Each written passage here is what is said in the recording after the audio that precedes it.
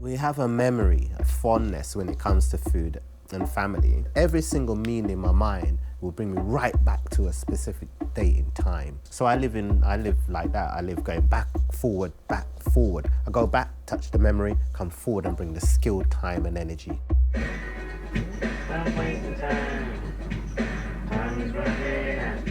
My name is Ras Jason, Managing Director and owner of Zionli Manor Vegan Restaurant. Our take on African, Caribbean, vegan, Ital cuisine. It's named after my daughter, Zionli. She's my third child, but she's my first daughter. It was important for myself, not just I had a good role model for my sons, but also especially for my daughter. And when we talk of our ancestors, the girls carry the egg from one generation to the next generation to the next generation. So she's my mother, my grandmother, and so on. I learned a lot from my grandmother. First of all, not just the technique, cooking for necessity, cooking what's there, being creative, not having a menu, not having a recipe, not even having all the ingredients that you might want. But she cooked with will and love, and by the time you turned around, the food was there. Whatever it was, it didn't have a name to it, but it was called food. So when it came to having a vegan restaurant, I started to see how vegan cuisine was just going up and beyond, like it became like a gold star standard within cuisine, so you had to pay more. I wanted to have a fixed price, low budget, affordable community-based meal, which would happen to be 100% meat-free. Leadership to me means you have the power to influence. So I've always looked at how the rude boys and the bad men then influence the area. And their form of leadership, and whatever we can say, good or bad, people do follow them. So growing up in North Peckham Estate, where it was synonymously, it's a real violent area, notorious area, whatever the media would have said about the area would have been true. But the leaders in there were also the people who opened the Saturday schools, and usually the Rasta within the community that would stop and talk to you as young people and guide you in the right way.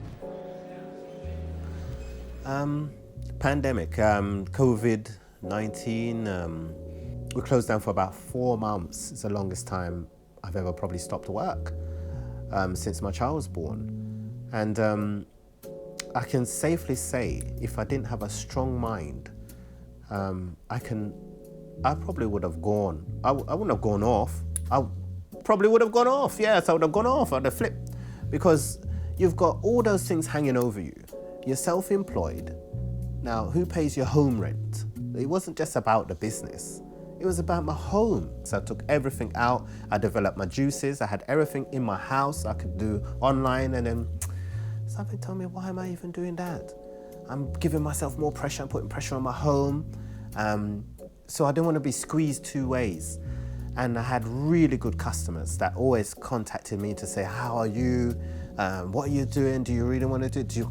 Can I help? They was even going to give me money to come cook. They would, any little thing they was trying. I said, to be honest, I'm going to just sit and take a break. That's when I knew I had something that was better than just having a business or just having a product that I can just buy and sell. It was personal. What I'm doing is a personal thing. It's a personal journey. So when you come to me, you're getting the food and a personal service because I know who you are, how you, I'm taking a bit of time. I might take too much time up with the girls who might say, move over to the side. But I value each one as a family member, because so it's like, welcome to Zionli Manor family. Vegan means Ital to me. It means food cooked by the sun, so raw foods, natural foods. Food devoid of as much salt as possible, so you could fly and levitate. Those are the words that we used to use amongst our community as Rasta. Soursop is not new, we've been using that for ages. Jackfruit, we've been using that for ages. Curry jackfruit, châtaigne they call it in Trinidad, they've been using that for ages. So you're talking of our culture has just been colonized again with the V. It's been called vegan. And you find that people who can actually produce this tasty vegan meals that are really making the money now are the African Caribbean. They don't know Nigeria's full of vegan food. They don't know Ghana's full of vegan food. But we don't call it vegan food. We just say it's got no meat. You know, so I think as cultural people, we have to start taking back the banner We can put the vegan because obviously it's going to put the spin on it, it's put the money on it. But we also must promote our culture and tell them that we've been eating this way for millennia. And it serves us in good stead for physical, mental and spiritual strength. God, thank you for our family. Thank you for the food we are about to eat. Let it nourish our body. Please provide food for those who are without. Bless us, our God, as we sit together.